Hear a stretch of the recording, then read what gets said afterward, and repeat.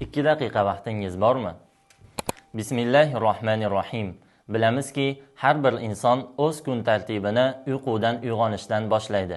Ana shu vaqtda 2 daqiqa vaqtni ajratish bilan quyidagi 5 sunnatga amal qilish imkoniyatiga ega bo'ladi.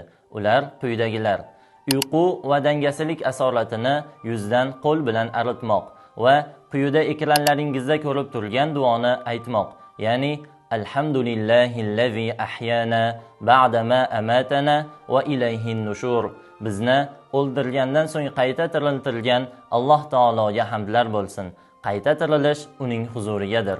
Uchinchisi, bugungi kunimizda unutib borilayotgan misvak ishlatmoq. So'ngra burunni 3 bora qoqmoq va so'ngida esa qo'llarni 3 bora yuvmoq. Mana shu unutib borilayotgan Rasululloh sallallohu alayhi va sallamning uyqudan uyg'ongandagi sunnatlari hisoblanadi.